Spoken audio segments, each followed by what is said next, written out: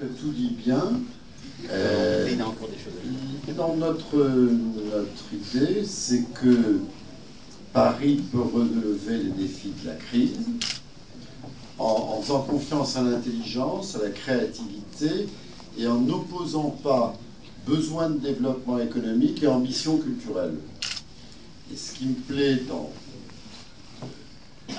l'initiative ici, c'est qu'elle s'insère dans ce que nous faisons pour les PME d'entreprise, pour encourager les startups et toutes les entreprises innovantes, mais que ici, on essaye de ne pas se prendre les pieds dans le tapis entre authenticité culturelle, confiance dans la création, dans les artistes, et innovation économique, innovation d'entreprise.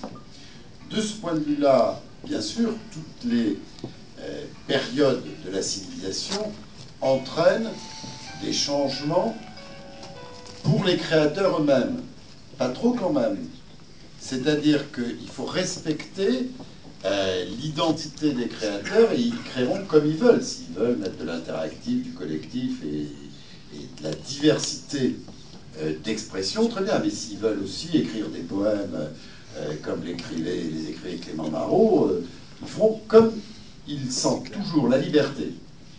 Deuxièmement, avec Lean, justement, nous voulons être aussi entreprenants, aussi novateurs, aussi expérimentateurs, c'est pas joli ça, pardon pour les littéraires, faire des expériences dans le domaine des nouvelles technologies que nous voulons préserver des librairies traditionnelles.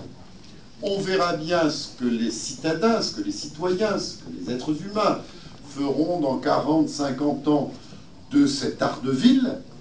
Mais en tout cas, moi, ça m'importe autant d'être au labo d'édition aujourd'hui que d'être avec Lean pour dire telle librairie indépendante, elle est un peu écrasée par les gros, on va permettre, en tout cas moi en tant que citadin, pas encore gâteux, je veux venir au labo de l'édition et je veux aller dans la librairie. D'ailleurs, on m'a offert ici au labo d'édition une version papier d'un livre qui a l'air très bien. Voilà. Et donc, vive la liberté. Enfin, dernier point, mais purement taquin. D'abord, quand j'élaborais une vision de Paris pour 2008-2014, j'avais parmi mes conseillers quelqu'un qui me disait il faut que tu mettes 1 milliard d'euros, vas-y carrément, sur l'université, la recherche, l'innovation. Bon, c'est une bonne idée, j'ai dit tant pis on va les trouver, puis la crise, on les maintient.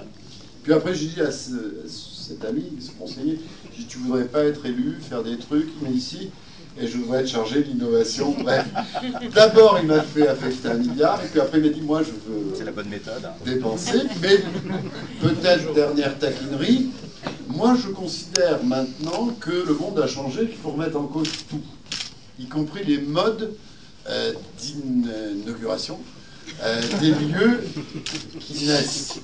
Donc moi j'avais dit, il y a le labo de l'édition, des gens formidables, une équipe, des gens bien, tout ça, bon.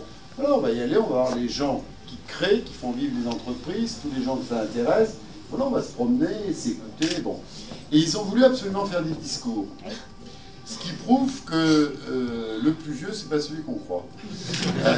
Bon, en tout cas, moi je pense qu'il faut maintenant qu'on passe à une autre étape, c'est faire naître ces lieux dans la bonne humeur, la vérité, le partage, ou une forme d'enthousiasme, et sans obligé de prendre des micros et de voir quelques dizaines de personnes qui attendent, là, ça m'a mis mal à l'aise, alors qu'on est là pour vivre des trucs ensemble.